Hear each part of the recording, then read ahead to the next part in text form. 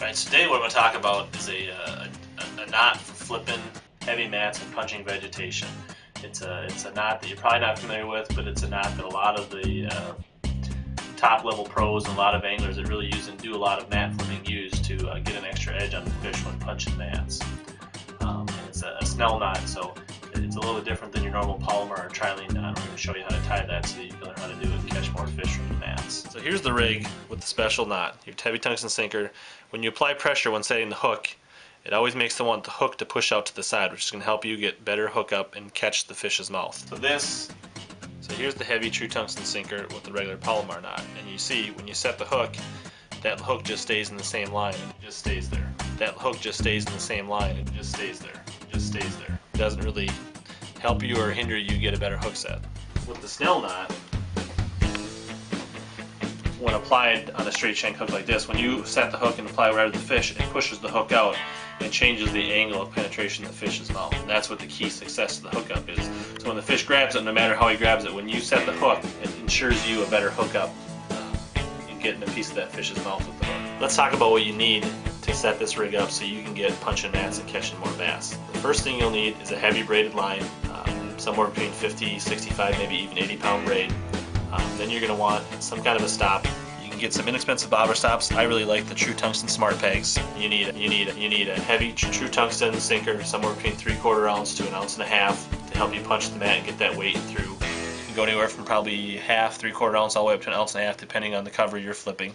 And then you're going to want a straight shank, heavy wire hook that won't bend, and you need that straight shank so you can tie the Snell knot. And this is part of the key, and so you can tie that Snell knot to the straight shank. You don't want an offset hook for this. And then your favorite flipping bait, whether it's Gambler Cricket, Sweet Beaver, Jackal Cover Kraut, whatever your favorite thing is. Something compact that goes through the cover, doesn't have a lot of appendages to catch on the vegetation and cover.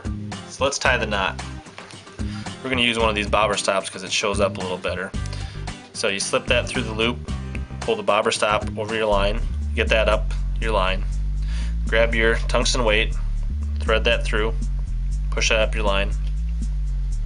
Then you get your hook, and you want to come in from the top side of the hook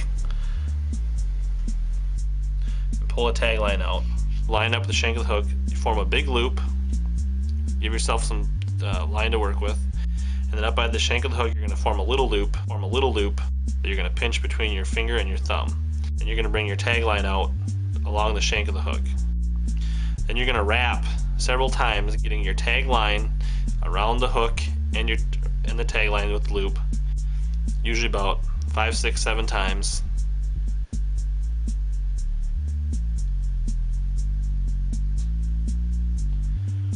And kind of bunch up your loops so they're up close to the eye, making sure you get over the barbs on your hook. And then you're going to pull from your main line end, and that's going to pull down your loops tight onto the shank of your hook. And then to tighten it, you pull your tag in, and that cinches everything together. And so what you end up with is several tight wraps around the shank of your hook right below the eye, and then you can trim this off to the desired length with a sharp scissors. If you really want to be extra sure, you're not sure, you can put a little dot of super glue on there to make it hold. And that's how you tie the knot. That's how you tie the knot. So then put your favorite flipping bait on your craw or on your hook, and pull your bobber stop and your weight back down on your hook. Then you can see you get that action that you want on that hook.